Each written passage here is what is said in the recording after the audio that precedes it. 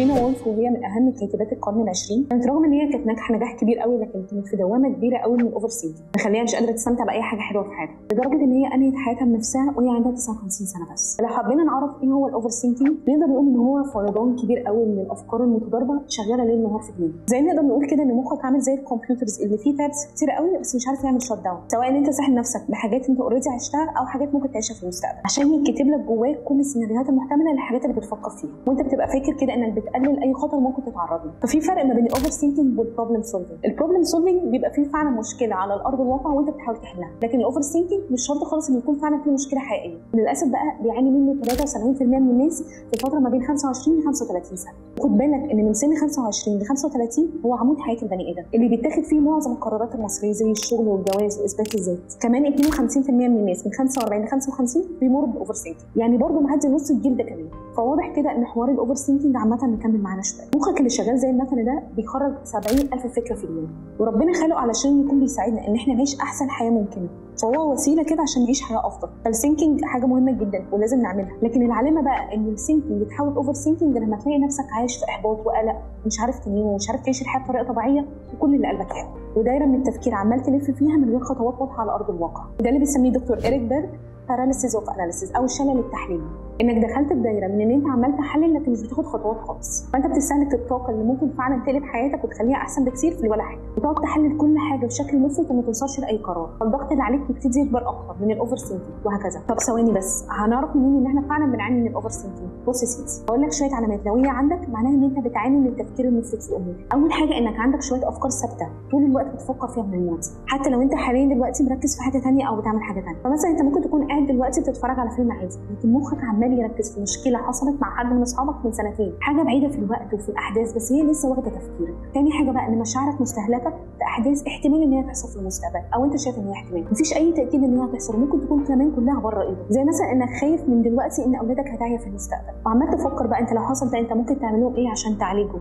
وكمان حاسس ان انت متضايق عليهم ان هم عيانين وانت ممكن تكون لسه ما اتجوزتش اصلا. ثالث حاجه بقى هو جسمك نفسه ان هو بيبعت لك اشارات ان انت هلكو تفكير دايس عليه جامد بشكل ارق او وجع معده او ان جسمك طول الوقت فيه رعشه كده بتقول لك ان هو مش مرتاح. رابع حاجه بقى انك بتقعد تعيد على نفسك كل المواقف اللي كانت محرجه وما كانتش مريحه قوي بالنسبه لك، تقعد تتخيل كده سيناريوهات انا كان المفروض بقى ارد اقول هنا كذا ومفروض اوقف الشخص ده بالطريقه الفلانيه، فتلاقي نفسك ان انت مش عارف تعيش الحاجه اللي انت عايشها دلوقتي، وتدخل بقى في الشلل التحليلي اللي قلنا من شويه. طب احنا ليه بنوفر ثينك اصلا؟ السبب الاولاني هو التوتر، كل ما بتفكر اكتر بتتوتر اكتر فترجع تفكر اكتر، تدخل في دايره انت مش عارف تخرج منها. ثاني حاجه بقى انك بتتعرض لحاجه جديده، سواء انك بتخش علاقه جديده او بتبدا شغل جديد، فمخك يبتدي يحط كل السيناريوهات اللي ممكن تحصل، وده طبيعي عادي، لكن بتحصل مشكله بقى لما ما تعرفش توقف ده وتكمل فيه على طول. السبب الثالث بقى هي السوشيال ميديا، واللي هي بتلعب دور اساسي، انها بتحسسك ان كل الناس ناجحين غيرك وانت اكتر واحد فيهم متاخر، رغم ان احنا متاكدين ان اللي بنشوفه غالبا مش حقيقي. ورابع سبب بقى انك بتتخيل انك هتسيطر على كل حاجه لما تقعد تفكر فيها كتير،